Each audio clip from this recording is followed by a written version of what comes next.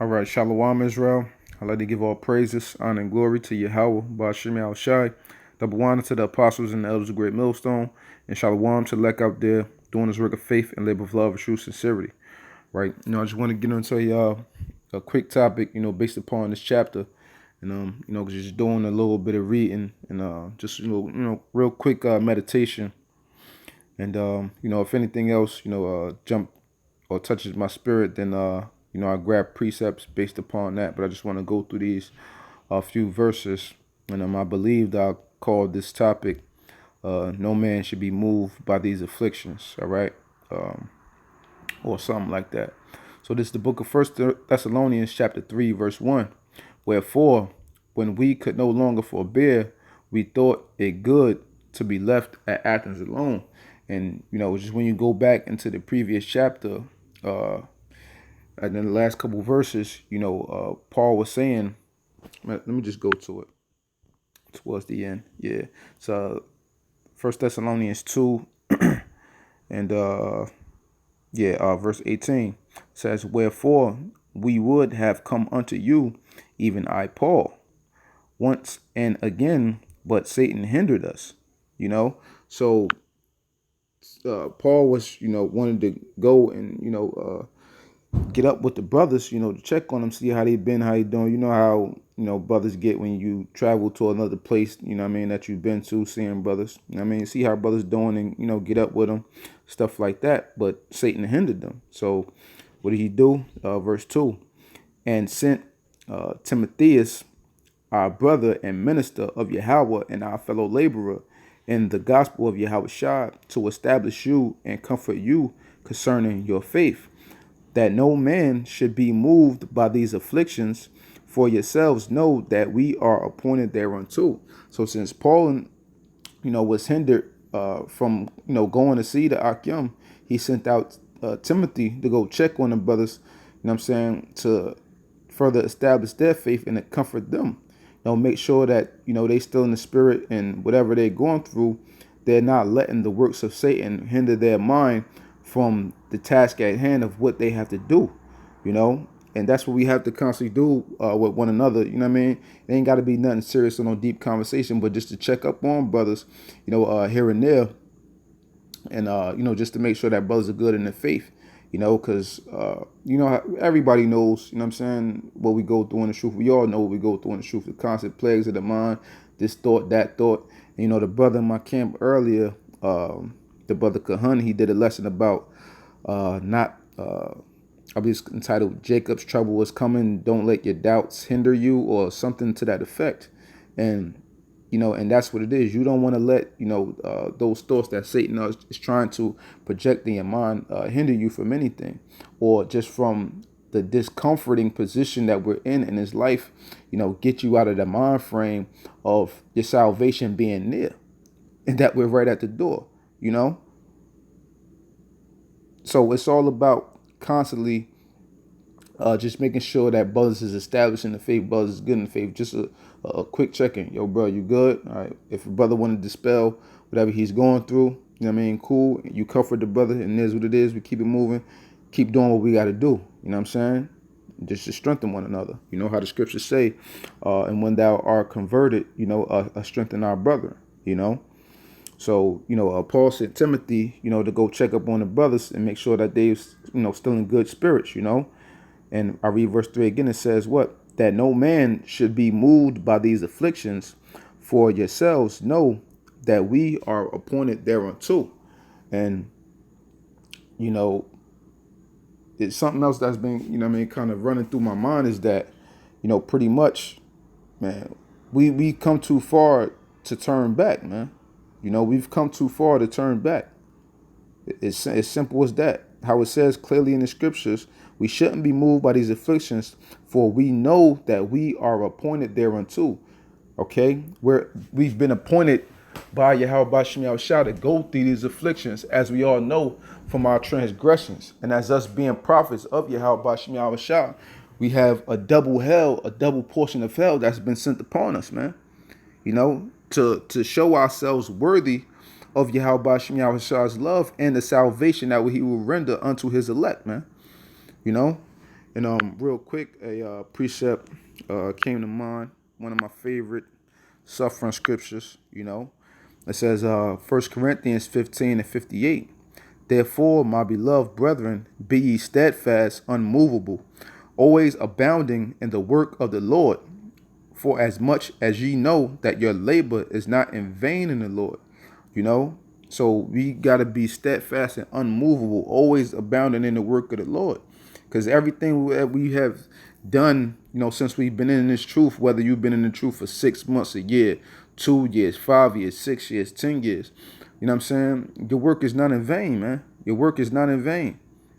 As long as you continue with that same mind frame, how brother just was relaying unto me. As long as you got to have that same mind frame like when we first came into this truth, man. And that's what we have to strive to do. You don't want to get settled here on your leaves in Babylon, and Satan is just moving your mind to where, yeah, just another day, just another day. Yeah, we know it's another day of hell, but we have to be constantly reminding ourselves that we have much joy to look forward to. Okay, and keeping our eye on the prize, and that hunger, that thirst for this truth, that's everything, man. That's everything, you know, because we can't lose that hunger. We can't lose that fire, man. We can't let it die down, okay? Because once it starts to die down, there's no telling if the Lord is willing to allow you to get that fire back.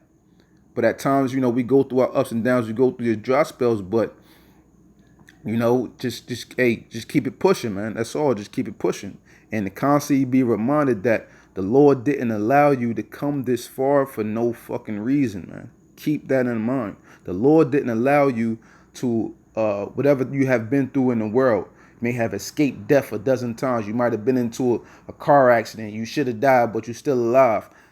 Whatever the situations or the circumstances that have been placed in your life before you were into this truth, and more so while you were into this truth, that the Lord ain't bring you here for no reason, man. Salvation have to be in your eyes. Salvation has to be in your mind. Salvation has to be in your heart. Salvation has to be in your thoughts at all times, man. So going back to 1 Thessalonians 3 and yeah, I read 4 again. For verily, when we I read verse 3. So, okay, yeah, verse 4. For verily, when we were with you, we told you before that we should suffer tribulation, even as it came to pass, and ye know. So, that was the purpose of them checking up on him, because they went to him, before, and told him, like, yo, you're going to go through hell. You're going to suffer. And then it came to pass, and now they saw it for what it is. You know what I'm saying? Because initially, when we come into the truth, we hear that, the truth may be held, depending on how long you might have been standing on the opposite side, waiting to join the camp, or, whether you was a brother that just was seeking the knowledge and you just jumped in the camp. However, the Lord allowed you to come into this truth, you might have thought to yourself, like, okay, yeah, we going through hell, but, I'm not catching too much hell right now. But then when it hits you, you like, damn, this what the brothers was talking about. This what the hell is, this what they was talking about. And this is only a taste of it. So they were coming to check up on them after they were going through the hell, to comfort them, to let them know, yo, you see what it is? This is how it's going to continue to be. You're going to have your ups and downs, but this is what it is. This is the life of a prophet. This is life of men of the Lord, This is our lives as Israelites, man. And we have to constantly bear that suffering, within our mind with the badge of honor, man. Like how the scriptures say, and what's the book, chapter, verse? For instance, like with the curses, when you go into Deuteronomy 28, the Lord, I believe it's verse 47, the Lord said, and they shall be upon thy head for a sign and for a wonder, and upon thy seed forever.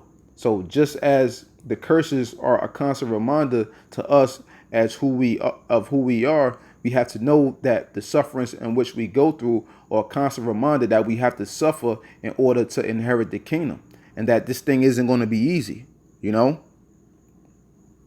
So going on to verse 5. For this cause, when I could no longer forbear, I sent to know your faith.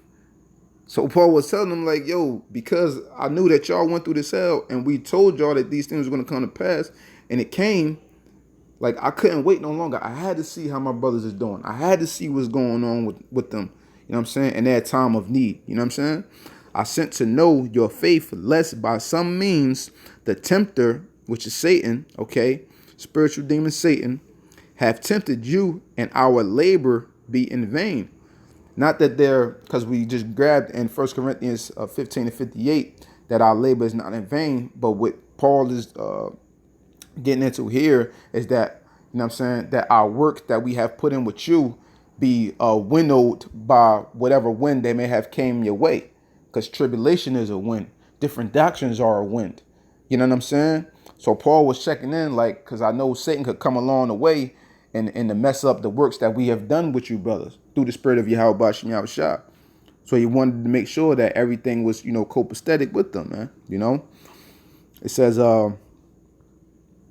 but now when Timotheus came from you unto us and brought us good tidings of your faith and charity, and that ye have good remembrance of us always, desiring greatly to see us as we also to see you. Therefore, brethren, we were comforted over you in all our affliction and distress by your faith. Okay, so Paul, knowing what these men went through by Timothy coming back and reporting good news, you know what I'm saying, that, yeah, like, yeah, we remember everything that Paul taught us. We remember them telling us we was going to go through hell, we was going to catch afflictions, that we got to stand strong, that we got to do this, that we got to do that. We remember all of that. We appreciate all of that. You know what I'm saying? Hell, we probably, in the charity, probably gave an offering to Paul or something like that, whatever the case may be. You know what I'm saying? And that how they desire greatly to see him for and thank him for the things that he bestowed unto them through the spirit of Yahweh Shem Yahushua. And that comforted Paul and them, man. That comforted them. You know, I read that verse again, verse 7. Therefore, brethren, we were comforted over you in all our affliction and distress by your faith. So the affliction and the hell that Paul and them was going through, they were comforted by the faith that they had. You know what I'm saying? That strengthened their faith. And that's how we do it one another. We strengthen each other's faith.